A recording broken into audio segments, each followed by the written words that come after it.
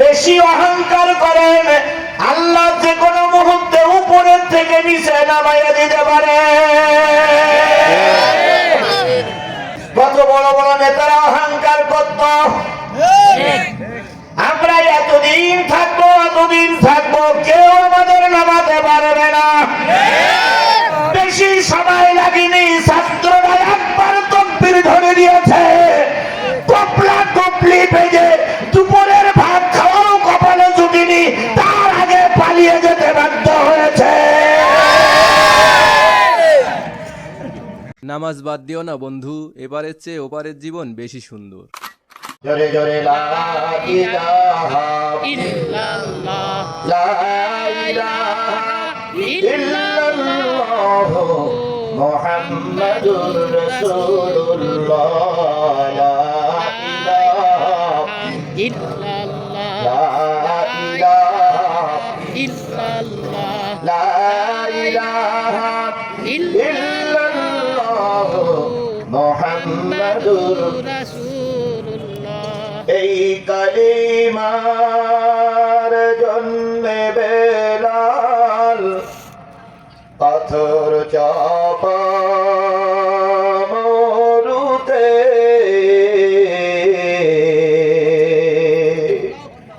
প্রাণ চলে যায় তবু মুখে লা ইলাহা ইল্লাল্লাহ লা ইলাহা ইল্লাল্লাহ লা ইলাহা ইল্লাল্লাহ লা ইলাহা ইল্লাল্লাহ মুহাম্মাদুর রাসূলুল্লাহ লা ইলাহা ইল্লাল্লাহ লা ইলাহা ইল্লাল্লাহ লা ইলাহা ইল্লাল্লাহ মুহাম্মাদুর রাসূলুল্লাহ।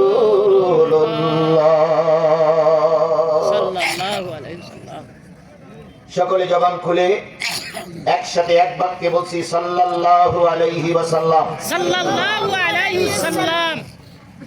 গাইবান্ধা জেলার পলাশবাড়ি উপজেলার পূর্ব গোপালপুর ঈদগাহ মাঠ ও গণকবরস্থানের উন্নয়ন কল্পে অনুষ্ঠিত হচ্ছে দ্বিতীয় বার্ষিকী একদিন ব্যাপী তাফসিরুল কোরআন মাহফিল। 18 জানুয়ারি 2026 রোজ রবিবার।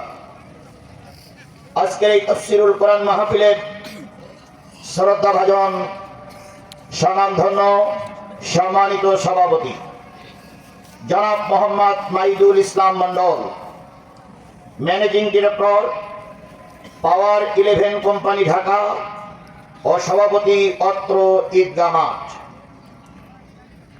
আজকের মাহফিলের সম্মানিত সহ সভাপতি জনাব মোহাম্মদ আব্দুল হান্নান সরকার, উপদেষ্টা অত্র ঈদগাহ মাঠ। আজকের এই তাফসিরুল কোরআন মাহফিলের শ্রদ্ধাভাজন প্রধান অতিথি জনাব আলহাজ মোহাম্মদ রফিকুল ইসলাম, সহযোগী অধ্যাপক, পলাশবাড়ি মহিলা ডিগ্রি কলেজ।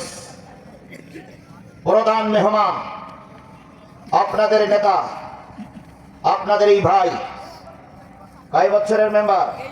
23 বছরের মেম্বার, জননেতা আলহাজ মোহাম্মদ শহীদুল ইসলাম, সাবেক ভারপ্রাপ্ত চেয়ারম্যান 5 নম্বর মহদীপুর ইউনিয়ন পরিষদ, ছিল সাবেক চেয়ারম্যান। আমরা আল্লাহর কাছে দোয়া করি আল্লাহ যেন বর্তমান চেয়ারম্যান বানিয়ে দেয়। আমি একটু জোরে বলুন তো, আরেকটু জোরে বলুন তো। আলোচনা করে ধন্য করেছেন সুললিত কণ্ঠের অধিকারী, সুমিষ্ট ভাষী বক্তা, তরুণ আলোচক হাফেজ মাওলানা মোহাম্মদ রবিউল ইসলাম গাইবান্ধা।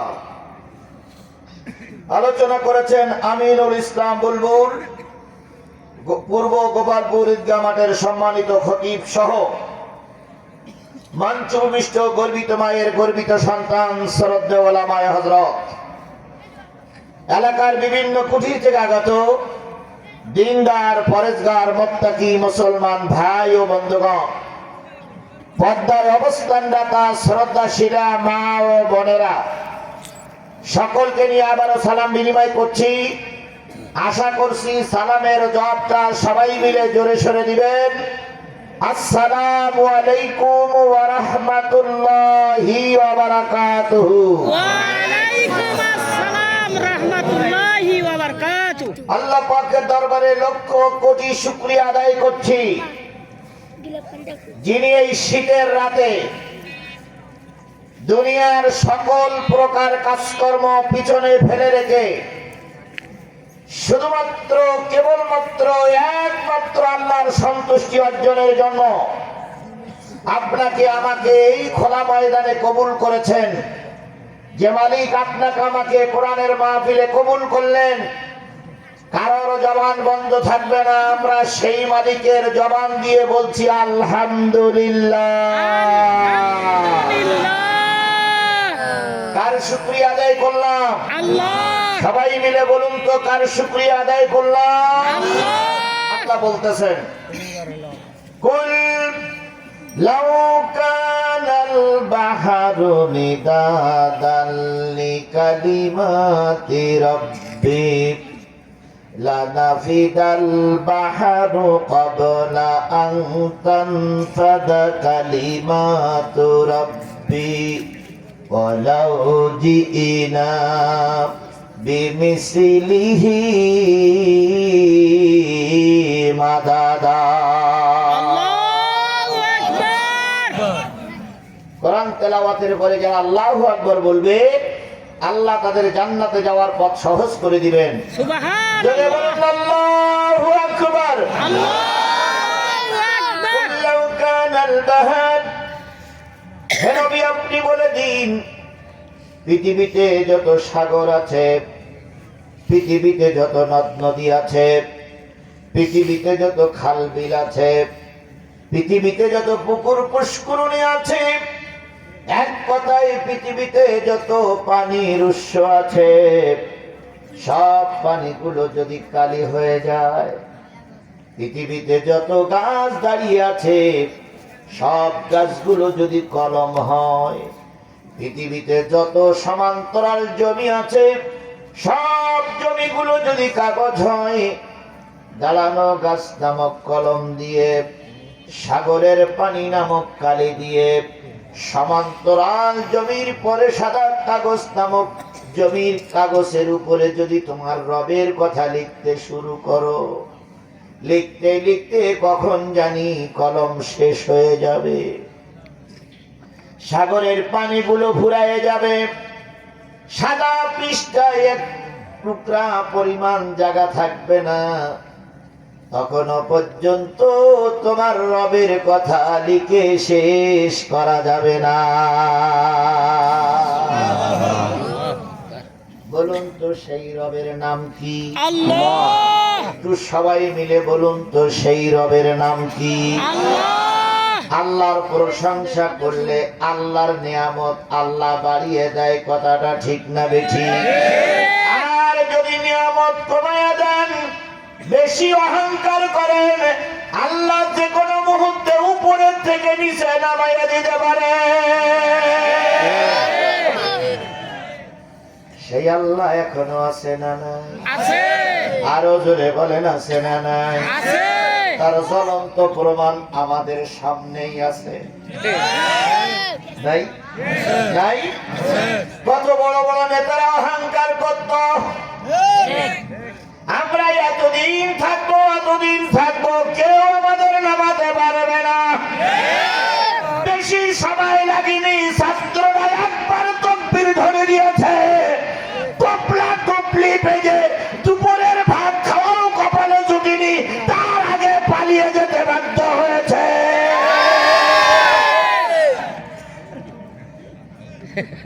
আছে তো আল্লাহ? আছে। এই কথা বলেন, আছে তো আল্লাহ? আল্লাহ সব গুনাহ মাফ করে, অহংকারীর গুনাহ আল্লাহ মাফ করে না। ঠিক। আপনি কত টাকার মালিক হয়েছে? কত কোটি টাকার মালিক আপনি হয়েছে? একটা ভড়ার টাকা এখন আল্লাহ আপনাকে দেয়নি। ঠিক। ভিতরে একটা ভড়া হলো বাংলাদেশের ডাক্তার চিকিৎসা দিতে পারলো না, গেলেন মাদ্রাজে অথবা লন্ডনে অথবা আমেরিকায়, সেখানে যে চিকিৎসাধীন অবস্থায় মৃত্যুবরণ করলেন, কোটি টাকায় আপনার কিচ্ছু হবে না, সেই আল্লাহ আপনার আমার আল্লাহ। কথা বলেন ঠিক না বেঠিক? এই জন্য ওই আল্লাহর যত শুকরিয়া আদায় করবেন, আল্লাহ তত আপনাকে হেফাজত করবে, নিয়ামত বাড়িয়ে দেবে। আলহামদুলিল্লাহ। আমরা আবারও সেই আল্লাহর দরবারে শুকরগুজার হচ্ছি, সবাই মিলে বলছি আলহামদুলিল্লাহ। আলহামদুলিল্লাহ। আমরা আলহামদুলিল্লাহ বলে কার শুকরিয়া আদায় করলাম? আল্লাহ। যখন আলহামদুলিল্লাহ আমরা বললাম, সবাই গালের ভিতরে যে জিহ্বাটা আছে, এই জিহ্বাটা নড়াচড়া করেছে না চুপচাপ দাঁড়াইছিল? জড়াচড়া করছিল, বুঝে শুনে বললেন। করছে হুজুর একটু গালের ভিতরে জিহ্বাটা নড়াচড়া করেছে না চুপচাপ দাঁড়াইছিল? নড়াচড়া আচ্ছা, জিহ্বা না নাড়িয়ে কথা বলতে পারবেন কিনা? তাহলে ভাত তোলেন তো। না হুজুর, হবে আমি না, কথা বলবো কিন্তু জিহ্বা নড়বে না, বলেন। হবে না তো হুজুর, তাহলে জিহ্বা না নাড়িয়ে কেউ কথা বলতে পারবে না। তাহলে বোঝা গেল জিহ্বা আছে তাই কথা এই কথা বলেন, জিহ্বা আছে তাই। জিহ্বা আছে তাই। এবারে যদি তাই হয়, বলুন তো, গরুর জিহ্বাটা আমার চাইতে বড় না ছোট? বড়। নিশ্চয়ই গরু কথা বলতে পারে না, আগে যে বলেন জিহ্বা আছে তাই কথা বলি। ডোগরে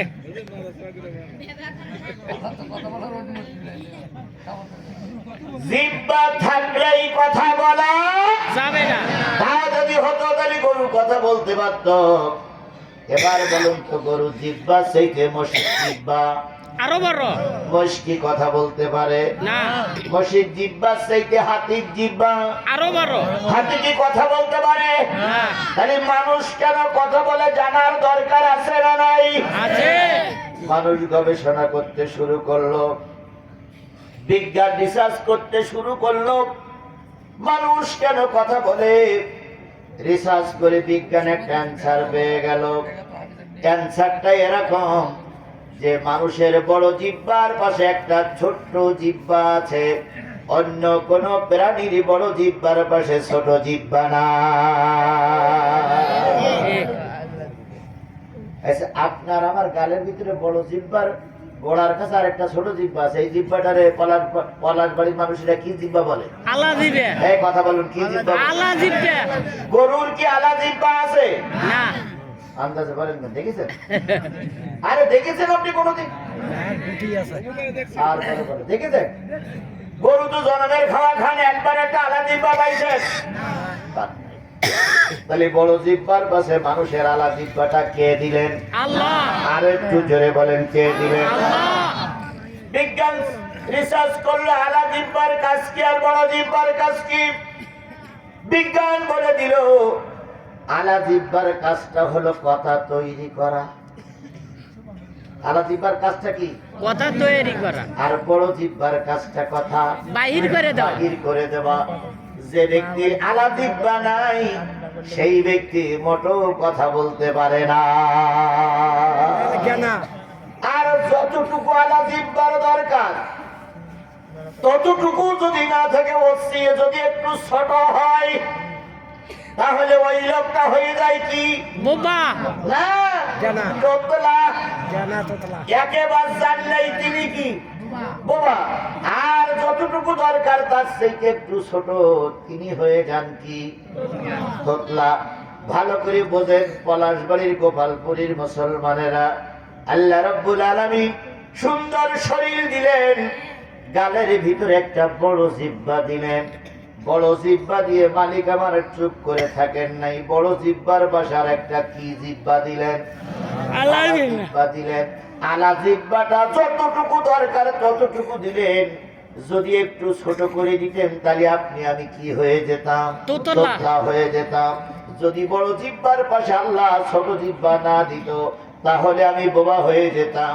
খালি আল্লাহ আমাকে বোবা বানান নাই, তোতলা বানান নাই। 3.5 হাত বাড়ির ভিতরে সুন্দর একটা জিহ্বা দিয়ে, ওই জিহ্বার পাশে একটা ছোট জিহ্বা দিয়ে এত সুন্দর কথা বলার শক্তি সামর্থ্য যে আল্লাহ দান করলেন, ওই আল্লাহর শুকরিয়াটা যদি আসতে হয়, কালকে ফজরের আজানের আগে আল্লাহ আপনারে বোবা বানাই দিতে পারে। পারে? আরে সেই আল্লাহ এখন আছে তো নাকি? আছে বলার বাড়ির দিক আছে তো? আছে তাহলে বুঝে শুনে বললেন।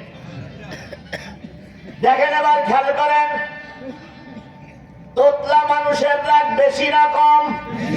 কেন কথা বলছিলেন কম? রাগ হলে বেশি।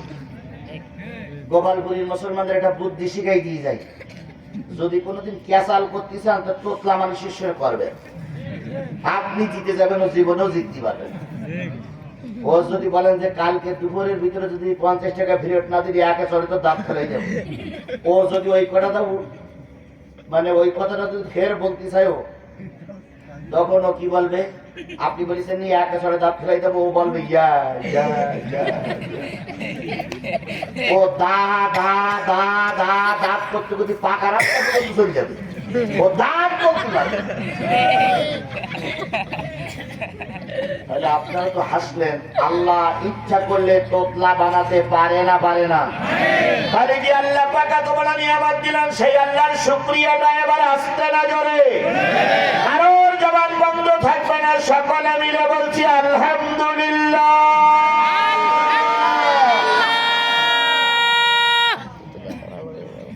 সবাই বলিছে না বলিনি?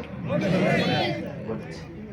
আল্লাহ আমাদের সবাইকে কবুল করুক, আমিন প্রশংসা সবই কেবল তোমারই, প্রশংসা সবই কেবল তোমারই, রব্বুল আলামিন।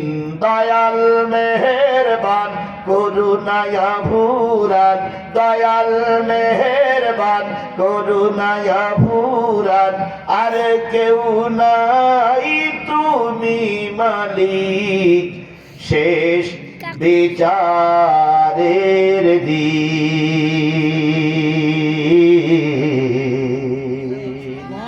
শেষ বিচারের দিন। আল্লাহু আকবার।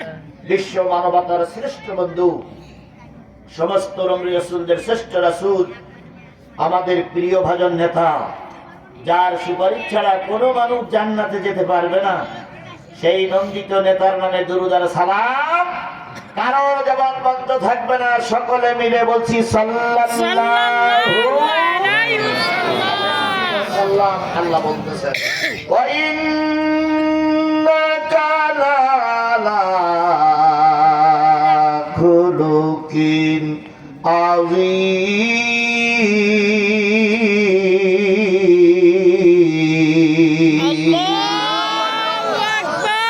ওগো নবী, আমি আপনাকে উত্তম চরিত্রের অধিকারী বানিয়ে পাঠিয়েছি।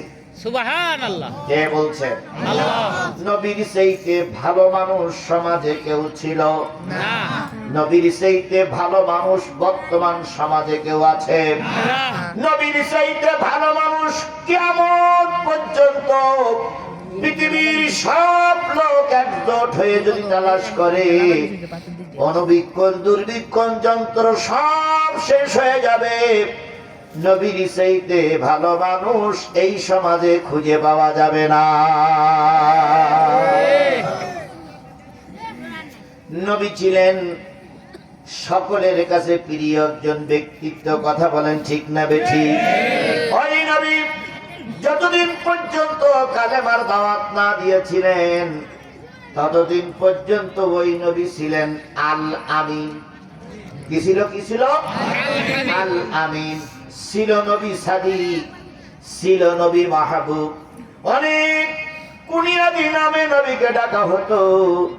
যেই না নবী কালেমার দাওয়াত দিলেন, সেই আপন লোকগুলো নবীর থেকে দূরে সরে গেল।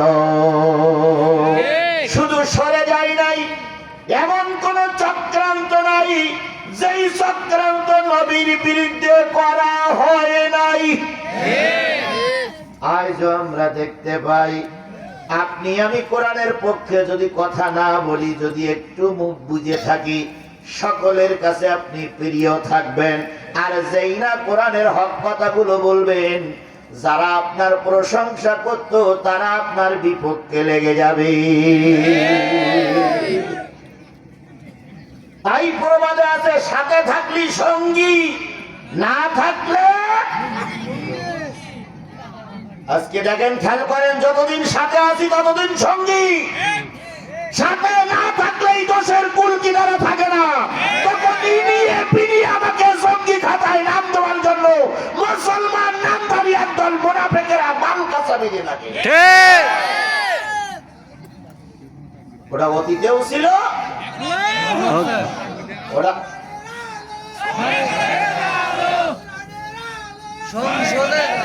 ওরা অতীতেও ছিল, এখনো কিয়ামত পর্যন্ত থাকবে। তাই বলে কি আমরা ঘরের দরজা দিয়ে বসে থাকবো? ওরা যতই করুক হিংসা, বিদ্বেষ আর নিন্দাবাদ, আমরা বলিব সাম্য, শান্তি, এক আল্লাহ জিন্দাবাদ। কথাটা মনে থাকবে তো মুসলমান? সুতরাং নবী যতদিন পর্যন্ত কালেমার দাওয়াত না দিয়েছিলেন ততদিন পর্যন্ত নবী মানুষের কাছে, সবার কাছে কি ছিল? ভালো ছিল। আর যেই না নবীর হক কথা বললেন, সেই বিভিন্ন লোকের কাছে বিভিন্ন দোষে দূষিত হয়ে গেল। আমাদের বাংলাদেশে এরকম অনেক হুজুর আছে, জীবনে কোনোদিন কারোর রোষানলে পড়ে না, কারণ তারা সব ভুল বোঝায় রাখে। আর যারা একটু হক কথা বলে, অনেক ক্ষেত্রে মিথ্যা মামলা দিয়ে ছলছুতিরি করে তাদেরকে হয় জেলে দেওয়া হয়, না ফাঁসিতে ঝুলানো হয়। অথচ কলেমা আমার শহীদুল ভাইও পড়ে, কলেমা আমিও পড়ি, কলেমা মাওলানা ভাইও পড়ে, কলেমা পরিচালক ভাইও পড়ে, কলেমা মাস্টার সাহেব পড়ে, কলেমা প্রধান অতিথি বিশেষ অতিথিরা পড়ে। একই কালেমা পড়ে কেউ দাওয়াত খায়, আর একই কালেমা দাওয়াত দিতে গিয়ে কেউ বা জেলখানায় ঢুকে ঢুকে মরে। কলেমা তো একটাই, কলেমা একটাই না? লা ইলাহা ইল্লাল্লাহু মুহাম্মাদুর রাসূলুল্লাহ। এই কালেমা দাওয়াত তাবলীগ ভাইরা দেয়, এই কালেমা দাওয়াত চরমনি আল্লাহরা দেয়, এই কালেমা দাওয়াত জামাত ইসলাম দেয়, এই কালেমা দাওয়াত ফুরপুরা দেয়, এই একই কালেমা দাওয়াত দেয়। কেউ মার খায় আর কেউ আঙুল চষে, কেউ বিমানে চড়ে আর কেউ জেলখানায় বছরের পর বছর ঢুকে ঢুকে মরে। কথা বলে ঠিক না বেটি? এক কালিমায়, এক কালিমায় রুটি রুজি, আর এক কালেমায় ফাঁসি। এক কালিমায় রুটি রুজি, আর এক কালেমায় ফাঁসি। কোন কালেমায় থাকবে তুমি জানাও জগতবাসী। এক কালেমায়, এক কালেমায় রুটি রুজি, আর এক কালেমায় ফাঁসি। এই কালেমার দাওয়াত দিতে গিয়ে নবী মক্কায় থাকতে পারেন নাই, মদিনায় হিজরত করতে হয়েছিল। মদিনায় হিজরত করে যাওয়ার পর আল্লাহ রসুলের এমন দিন বা এমন সময় গেছে, 3 দিন 5 দিন 7 দিন পর্যন্ত আল্লাহ রসুলকে না খেয়ে থাকতে হয়েছে। কোন কোন কিতাবে পাওয়া যায় 3 দিন, কোন কোন কিতাবে পাওয়া যায় 5 দিন, কোন কোন কিতাবে পাওয়া যায় 7 দিন। আপনারা তো সেই নবীর উম্মত না? জি, আমরা তো সেই নবীর উম্মত। এই সিয়ারে যারা বসে আছে সবাই তো সেই নবীর উম্মত। নবী কালেমার দাওয়াত দিতে 7 দিন না খেয়েছিল, আপনি কয়দিন না খেয়ে আছেন? একদিনও না, এক সন্ধ্যাও না।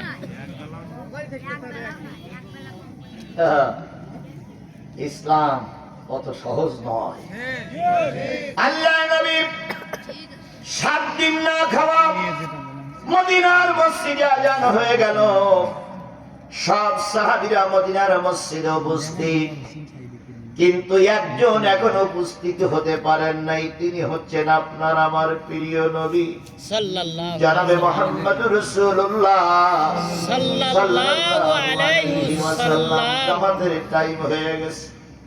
হযরত ওমর কানে কানে বললেন, বেলাল, নবীকে একটু বলে এসো, জামাতের টাইম হয়ে গেছে। বেলাল হুজরা খানার সামনে দিয়ে দাঁড়ালেন। আয়েশাকে ডেকে বললেন, মা, মসজিদে হাজার হাজার সাহাবীরা দাঁড়ায় আছে, ইমাম নাই, নবীকে একটু বলো, নবী যেন আজকের জোহরের সালাতটা আদায় করে দেয়। হযরত আয়েশা বললেন, বেলাল,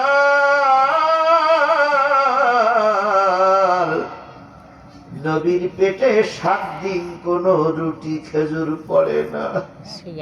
নবীজি পেটে পাথর বেঁধে ভূত হয়ে পড়ে আছে। পারলে তুমি নবীর কাছে যেয়ে বলো, আমি নবীর চেহারা দেখে কিছুই বলতে পারছি না। হযরত বেলাল নবীজির হুজরা খানার সামনে দাঁড়িয়ে বললেন, কদ কামাতিস সালাহ, হাইয়া আলাস সালাহ, কদ কামাতিস সালাহ। নবীজি আস্তে করে উঠে আয়েশারে বলেন, আয়েশা, হাতখানা ধরে একটু মসজিদের গেট পর্যন্ত পৌঁছায়া দাও, আমার সাহাবীরা নামাজের অপেক্ষায় মসজিদে বসে আছে। নবীজি হুজরা খানার থেকে মসজিদে আসলেন। মসজিদে নববীর ইমামতির জায়গায় দাঁড়িয়ে গেলেন। অনেকক্ষণ ধরে ধরে রুকু কেরাত করলেন। রুকু অনেকক্ষণ ধরে ধরে তিনি কি বলে, অনেকক্ষণ ধরে ধরে তিনি কেরাত পড়লেন, সূরা ফাতিহা পড়লেন, কেরাত পড়লেন। তারপর আল্লাহ নবী রুকুতে গেলেন। রুকুতে যেয়ে অনেকক্ষণ ধরে রুকুতে থাকলেন। হযরত বেলাল বলেন, আমি আমার জীবনে এত লম্বা রুকু করতে নবীরে কোনোদিন দেখিনি। পিছন দিক থেকে একটু স্লোগানের মতন লোক না দিল, গলা খাকারি দিল। হযরতে বেলাল রাদিয়াল্লাহু তাআলা আনহুর গলা খাকারি শুনে নবী সোজা হয়ে দাঁড়ালেন। আবার সিজদায় চলে গেলেন, লম্বা সিজদায় থাকলেন। এক পর্যায়ে সিজদা থেকে মাথা উঠায় না। হযরতে বেলাল পিছন দিক থেকে সুরসুরি দিলেন, নবীজি সিজদা থেকে মাথা উঁচু করলেন। এরপরে নামাজ শেষ হয়ে গেল। বেলাল বললেন, ইয়া রাসূলুল্লাহ, এত লম্বা রুকু, এত লম্বা সিজদা তো আমি আর কোনোদিন দেখিনি। নবীজি বেলালের হাতখানা ধরে পেটে লাগাই বললেন, বেলাল, 7 দিন পর্যন্ত তোমার নবী কিছুই খায় না। ও আমার জাতি, নামাজ শেষ হয়ে গেল। নবীজি হুজরা খানায় চলে গেলেন। ওই দিন আবু বকরের 5 দিন খাওয়া হয় না। ওই দিন মসজিদে এসেছে আবু বকর নামাজ পড়তে, ঘরে 5 দিন খাওয়ার নাই। হযরত ওমর নামাজ পড়তে এসেছেন, ঘরে 3 দিন খাবার নাই। নামাজের শেষে ওমর বাড়ি চলে গেলেন, আবু বকর বাড়ি চলে গেলেন। নিজ নিজ স্ত্রীদেরকে জিজ্ঞেস করলেন, ঘরে কোনো খাবার আছে নাকি? উভয় উত্তর দিল, না, ঘরে কোনো খাবার নাই, ঘরে কোনো খাদ্য নাই, ঘরে কিছুই নাই। হযরত ওমর স্ত্রীর কাছে বললেন, এভাবে বসে বসে আর কষ্ট করা যায় না, আমি যাচ্ছি নবীজির মসজিদে। আল্লাহর নবী যদি দুপুর বেলার খানা খায়, আমাকে কিছু না দিয়ে তিনি খাবেন না। হযরত ওমর হুজরা খানার সামনে গিয়ে দিনের মতন বসে আছে। নবীজি কখন আমাকে ডাকবেন? এমন অবস্থায় আবু বকর সিদ্দিক রাদিয়াল্লাহু তাআলা মসজিদে এসেছেন একই অভিযোগ নিয়ে। হযরত ওমরকে ডেকে বলে, ওমর, অসময়ে মসজিদে কেন? ওমর বললেন, ইয়ার খলিফাতুল মুসলিমিন হযরত আবু বকর, রাসূল যদি একটু মেহমানদারি করে, 3 দিন খাওয়ার নাই, তাই চলে এসেছি। হযরত ওমর জিজ্ঞেস করলেন, বড় ভাই, আপনি মসজিদে কেন? আবু বকর বলেন, ওমর, তুমি 3 দিন খাও না, আর আমি আবু বকর 5 দিন কিছুই খাই না। ওমরের কয় দিন? 3 দিন। আবু বকরের কয় দিন? 5 দিন। আর নবী কয় দিন? 7 দিন। আবু বকর ওমরের কথা আল্লাহ নবী ঘরে বসে শুনতেছিলেন।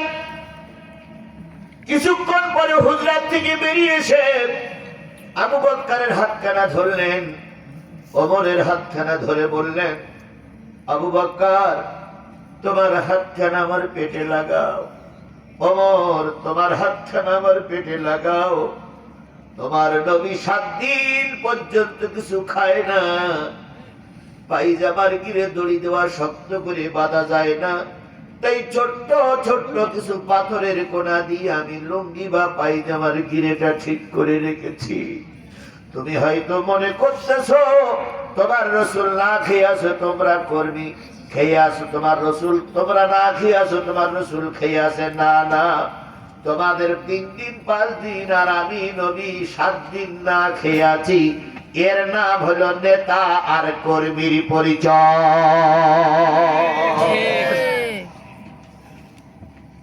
আমাদের দেশের নেতাগুলো যদি নবী মুহাম্মদের উত্তরসূরি হতো আর কর্মীগুলো যদি আবু বকর ওমরের মতন হতো, আমার বাংলা সোনার বাংলা হয়ে যেত।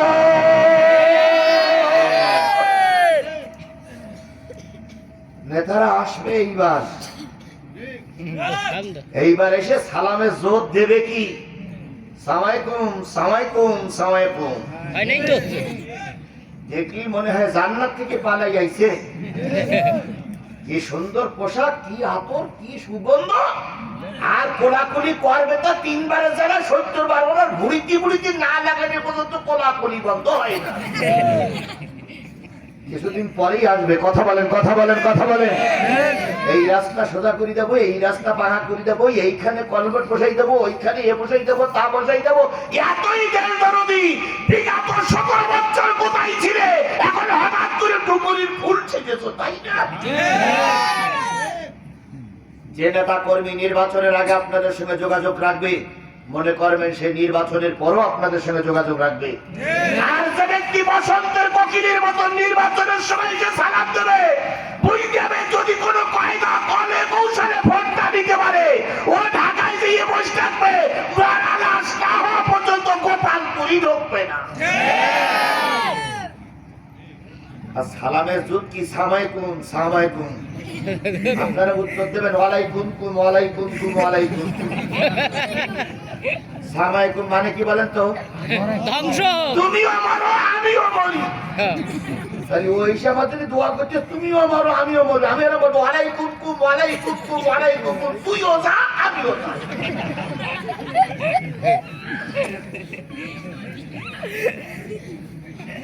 যারা আমাদের সঙ্গে থাকে না, বসন্তের কোকিলের মতন ওই রকম নেতা আমাদের দরকার নাই। কথা বলেন ঠিক না ঠিক? যারা আমাদের পাশে থাকে, সুখে দুঃখে যাদের পাশে পাই, যাদেরকে ডাকলেই পাশে পাওয়া যায়, তারা আমাদের প্রকৃত বন্ধু। রাস্তাঘাট করলেই বন্ধু হওয়া যায় না। বন্ধু হতে গেলে জাতির সঙ্গে মিলেমিশে থাকা লাগে, মিলেমিশে থাকা লাগে, মিলেমিশে থাকা লাগে।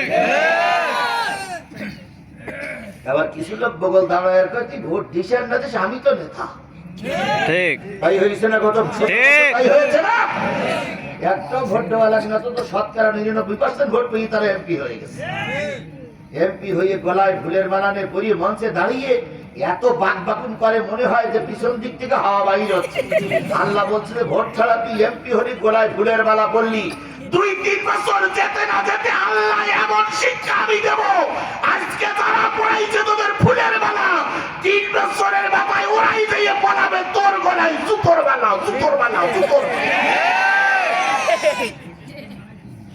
আল্লাহ ফুলের মালাও পড়াতে পারে, জুতোর মালাও গাড়াইতে পারে। বিশ্বাস হয়তো আপনাদের? আল্লাহ ফুলের মালাও পড়াতে পারে, জুতোর মালাও আল্লাহ পড়াতে পারে। সুতরাং ফুলের মালা পরিয়ে আল্লাহরে ভুলে যেও না। তাহলে যদি ভুলে যাও তাহলে জুতোর মালা কিন্তু অপেক্ষা করবে তোমার জন্য।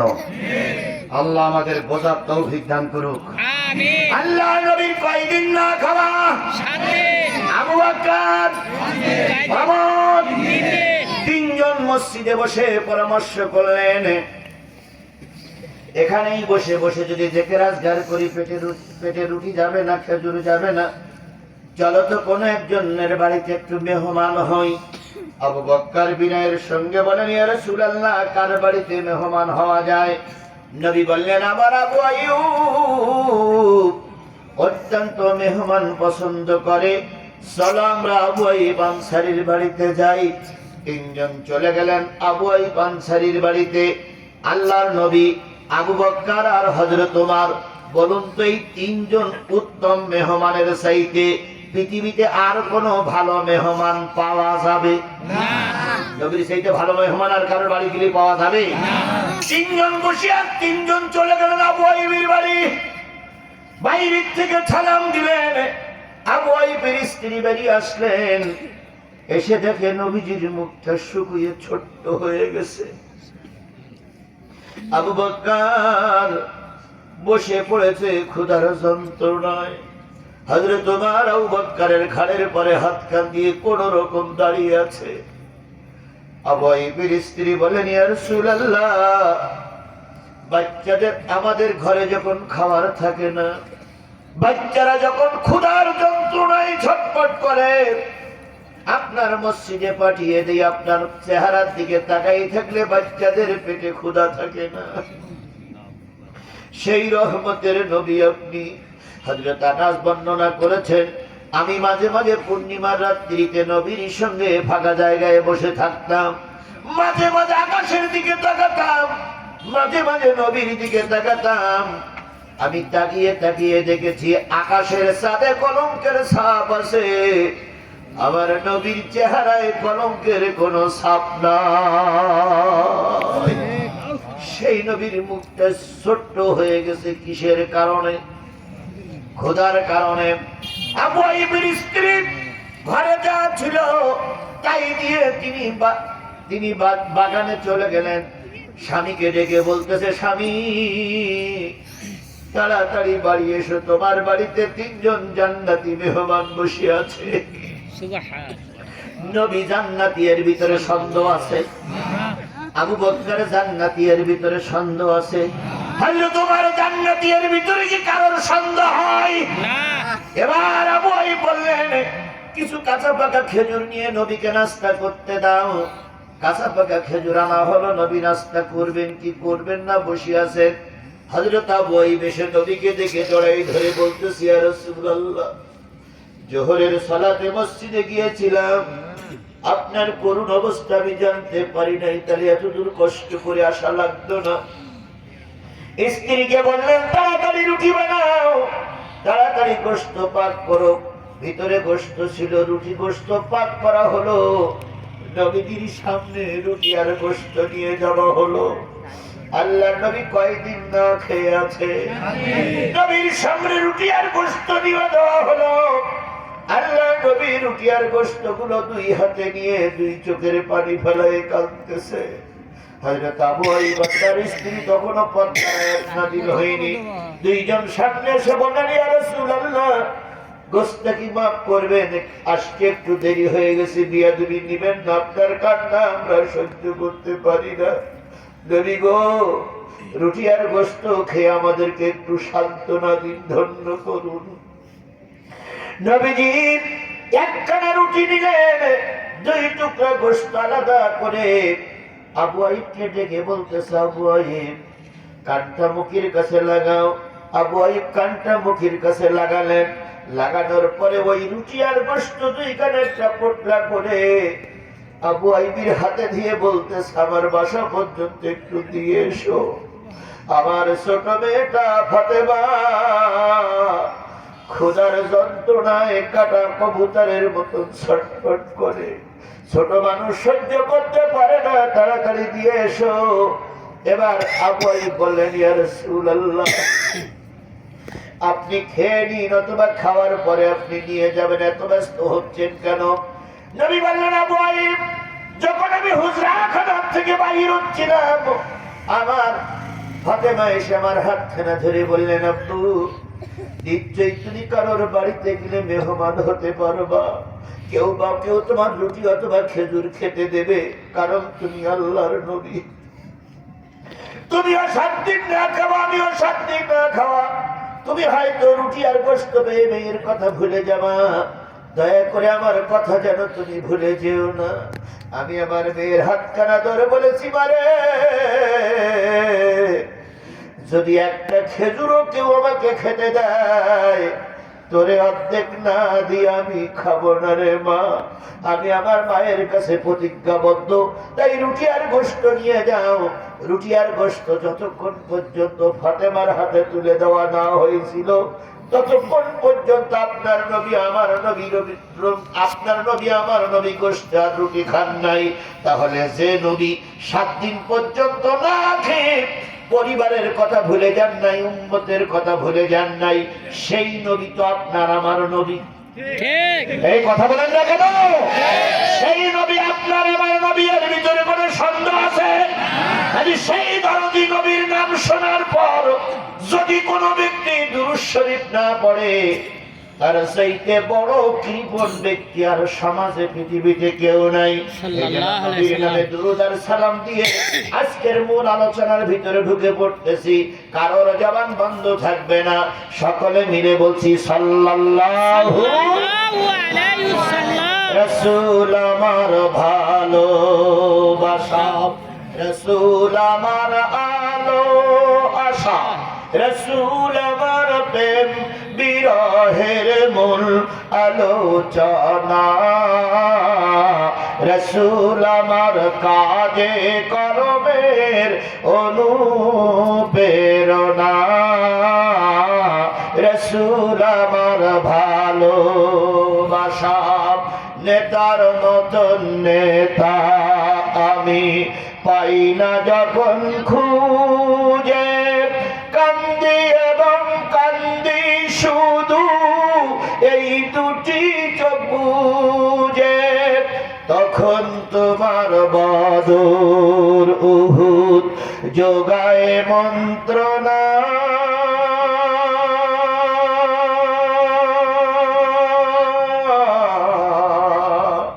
রাসূল আমার কাজে কর্মের অনুপ্রেরণা, রাসূল আমার ভালোবাসা।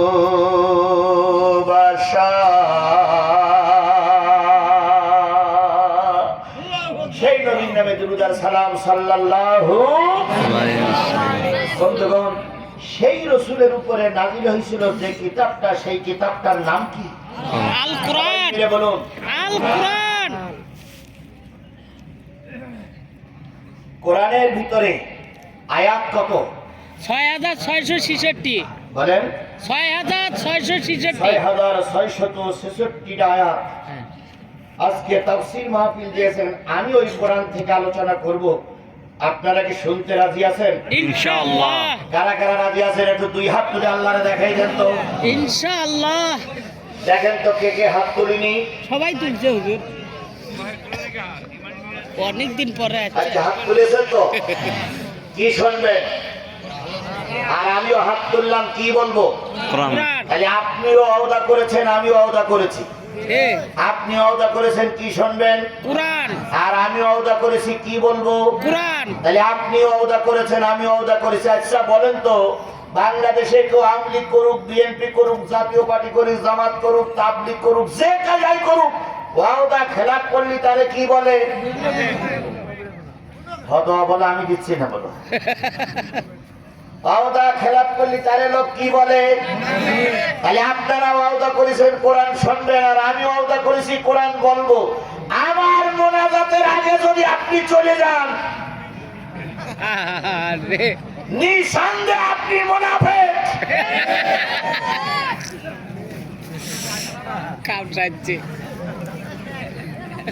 আর আমি যদি আপনাদের নির্ধারিত সময় পর্যন্ত আলোচনা না করে কুলু ঝুলু ভেঙে চলে যাই, তাহলে আমিও থাকি। তাহলে আল্লাহ যদি আপনারে বাঁচাই রাখে, আমারও যদি বাঁচাই রাখে, তাহলে আমরা কেউ গুলু ঝুলু বেরিয়ে যাব না। কথা ঠিক?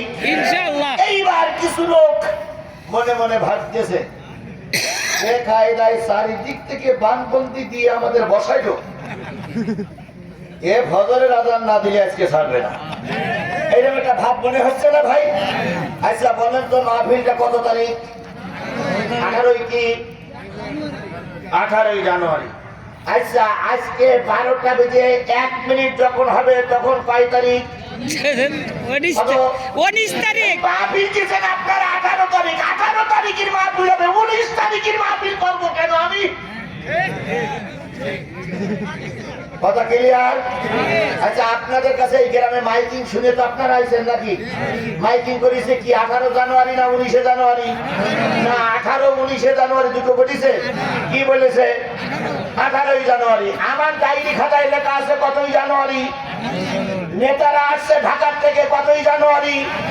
শহীদুল ভাই আসছে কাজকা ইসলাম ফেরাই রেখে কতই জানুয়ারি, তাহলে সব জায়গায় 18 জানুয়ারি, তাহলে 19 তারিখে যাবো কে? জি, এই তো বুঝেছেন আপনারা। এখন নির্ধারিত টাইম হলো 11টা বেজে 59 মিনিট। নির্ধারিত টাইম, কথা বলেন ঠিক না ঠিক? 2-5 মিনিট আগে হোক আর পরে হোক, ওটা কম্প্রোমাইজের ভিতরে হবে, কিন্তু 12টা আমাদের নির্ধারিত টাইম। আমি কি আপনাদের কাছে এই মর্মে ওয়াদা দিতে পারি যে 12টা পর্যন্ত আমরা থাকবো ইনশাআল্লাহ? এই ওয়াদা দিতে পারি। এখন আমার ঘড়িটি বাজে 11টা 15, আপনাদের ঘড়িটি কত বাজে?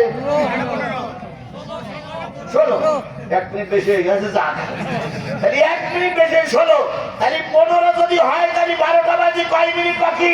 45। আর এদিকে আমার 1 ঘন্টা 45 মিনিট হয়ে গেছে। এদিক 45, ওইদিক 45, তাহলে 45 হয়ে গেছে, আর 45 মিনিট আলোচনা চলবে। 45 মিনিট আলোচনা করেছি, বুঝতেই পারেননি আমি আলোচনা শুরু করেছি। আর 45 মিনিট যাবে, আপনি ঠিক পাবেন না, এভাবেই চলে যাবে ইনশাআল্লাহ। শুধু মতওয়াজ্জা হতে হবে কিসের দিকে? কোরআনের দিকে, আল্লাহর দিকে, রসুলের দিকে। ইনশাআল্লাহ দেখবেন সব চলে যাবে। আজকের মাহফিলটা হচ্ছে পূর্ব গোপালপুর ঈদগাহ মাঠ ও গণকবরস্থান। আচ্ছা, গণকবরস্থানে শুয়ে থাকে সব রিক্সাওয়ালারা না, ধনী গরিব সবাই। গণকবর মানে কি? সবার জন্য। ধনী গরিব, সুস্থ, কি বলে, শিক্ষিত অশিক্ষিত, সবাই কথা বলে। ঠিক। আচ্ছা, কবরস্থানে জিন্দা মানুষ যায় না মুর্দা মানুষ যায়? মুদ্দা মানুষ যায়। বুঝে শুনে বললেন, জিন্দা লোক যায় না মরা লোক যায়? আচ্ছা, আপনারা সবাই এখন বেশি আছেন না মারা গেছেন? বুকে হাত দিয়ে দেখেন তো, মারা গেছেন না বেশি আছেন? বেশি আছেন। তাহলে মরে গেলেই তো ওখানে যাওয়া লাগবে নাকি? আচ্ছা, বেঁচে থাকার জন্য 2 তলা বাড়ি লাগে, 1 তলা বাড়ি লাগে, বিছানাপত্র লাগে, খাট লাগে, কম্বল লাগে। আর ওই কবরে যদি শুয়ে থাকবেন আর দুনিয়ায় শুয়ে থাকবেন, দুনিয়ার ঘরে কয়দিন শোবেন আর কবরে কয়দিন শোবেন? কবরের কিয়ামত পর্যন্ত।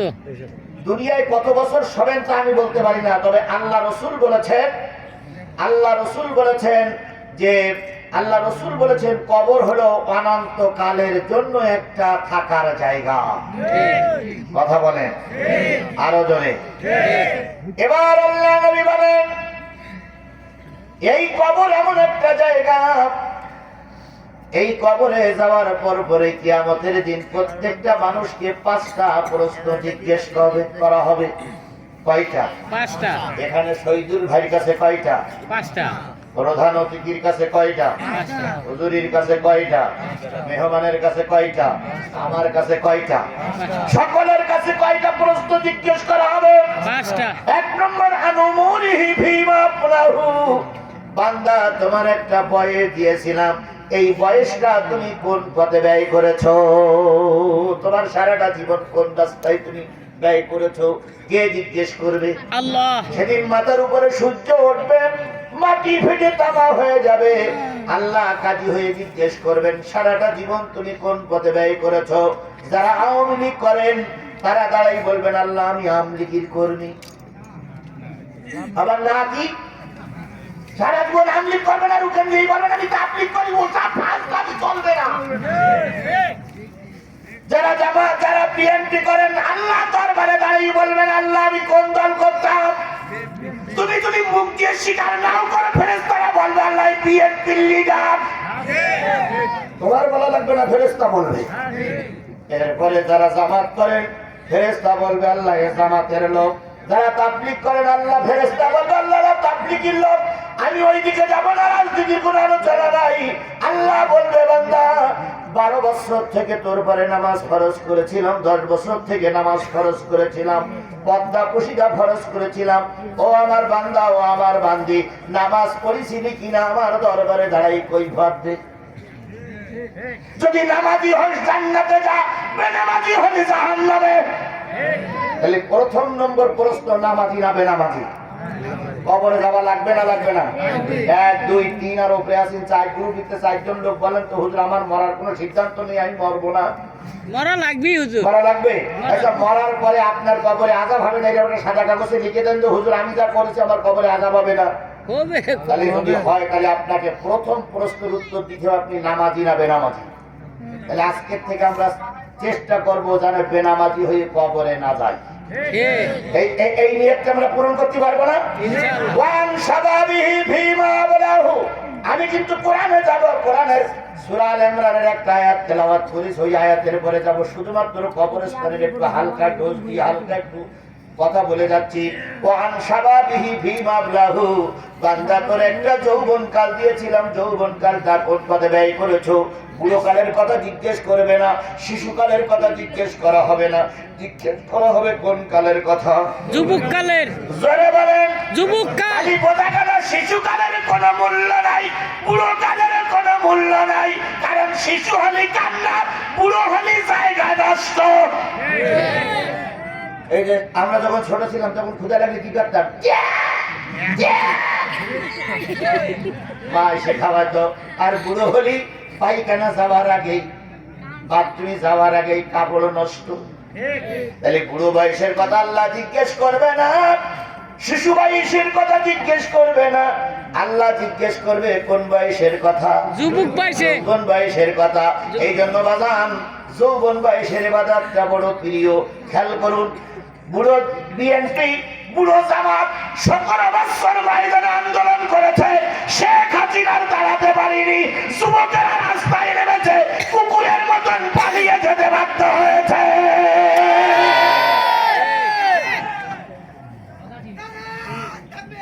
আল্লাহু আকবার। যুবকেরাই পারে সমাজের মূল পরিবর্তন করতে, কথা বলে ঠিক না ঠিক? বাংলাদেশের 4 কোটি যুবক ভোটার, এই 4 কোটি যুবক ভোটার যেদিকে ভোট দেবে সেইটা আগামীতে ক্ষমতায়। যদি বিএনপি দেয় বিএনপি ক্ষমতায়, যুবক যদি জামাতের দেয় জামাত ক্ষমতায়। যুবকদের দিকে দেশ তাকিয়ে আছে, জাতি তাকিয়ে আছে, আবার আল্লাহ তাকিয়ে আছে। এজন্য সব যুবকদের বলে আজকে থেকে দিনের পক্ষে এসে যাও। তাহলে 2 নম্বরে জিজ্ঞেস করবে যৌবন কালের হিসাব। যৌবন কালের হিসাবটা কত সুন্দর, আল্লাহর কাছে প্রিয়। যৌবন বয়সের প্রিয় আল্লাহ, যৌবন বয়সের মানুষ, যৌবন বয়সের মানুষকে আল্লাহ কত ভালোবাসে। ছোট্ট একটা উদাহরণ দিই ভাই, 90 বছর বয়সের বুড়ো গালে একটা দাঁত থাকে, না।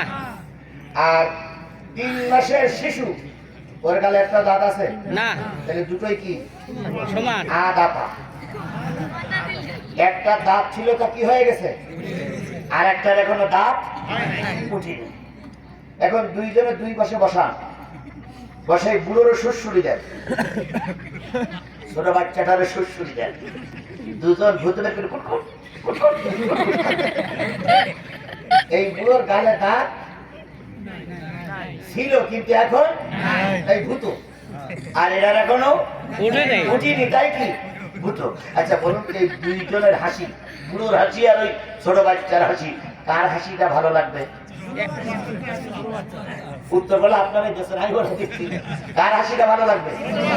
ছোট বাচ্চারা যখন কুটকুট করে হাসি দেবে, মা খুশি হবে, বাবা খুশি হবে, গ্রামের লোক খুশি হবে, নারীরা খুশি হবে, পুরুষেরা খুশি হয়ে ছোট বাচ্চাটার গালে তুলে বলবে সোনামানিক বেঁচে থাক, অনেক আল্লাহ তোর হায়াত দান করুক।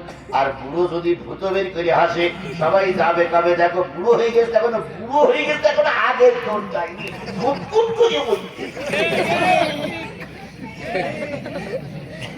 বলে না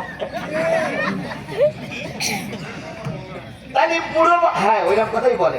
বুড়ো বয়সের হাসি যেমন আল্লাহর কাছে খুব, বুড়ো বয়সের হাসি যেমন মানুষের কাছে ভালো লাগে না, ছোট্ট মানুষটার হাসি যেমন মানুষের কাছে ভালো লাগে।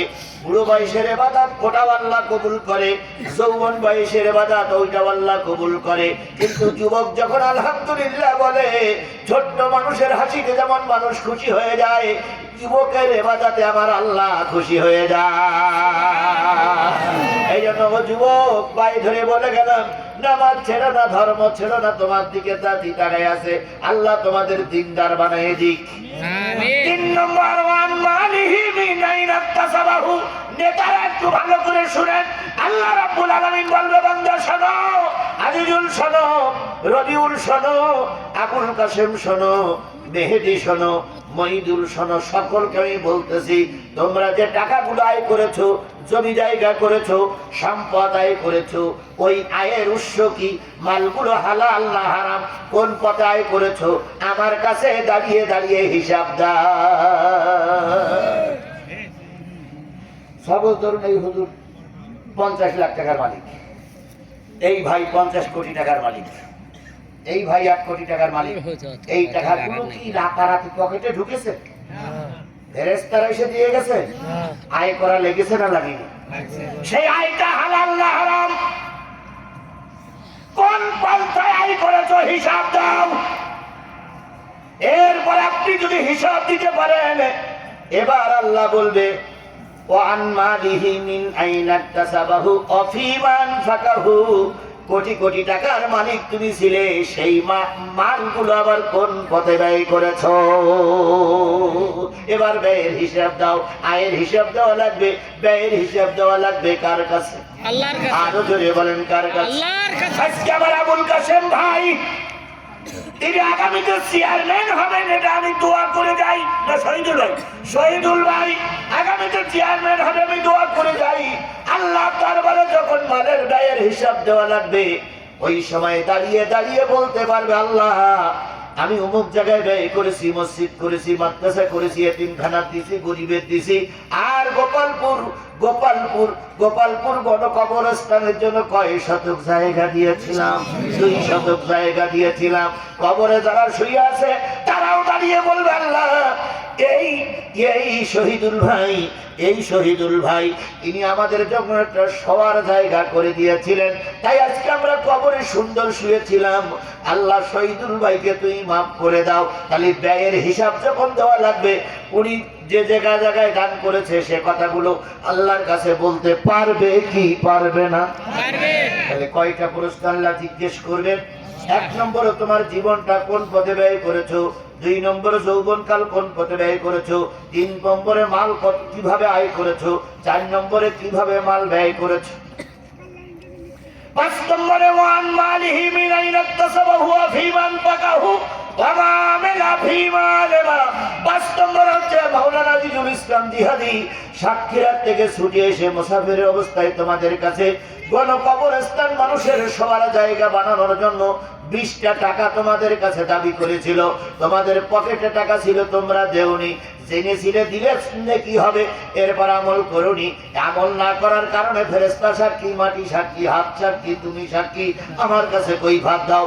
এই জন্য আমি আপনাদের কাছে মূল আলোচনায় যাওয়ার আগে এই গণকবরস্থানের জন্য বাপ যেখানে থাকবে, মা যেখানে থাকবে, আপনি যেখানে থাকবেন, আমি যেখানে থাকবো, ওই জায়গার জন্য যদি 20টা টাকা দাবি করি, 20টা টাকা দিয়ে একটু সাহায্য করা যাবে কি? যাবে? 1 2 নামে যাওয়ার সম্ভাবনা আছে। এই জন্য আমি নিরাশ নই, আমি হতাশ নই, আমি হতভম্ব নই। আমার বিশ্বাস 6 শতক জায়গা একজন দেওয়ার মতন লোক এখানে আছে। 6 শতক জায়গায় একজন দেওয়ার মতন লোক এখানে, যদি 6 শতক জায়গা দেওয়ার মতন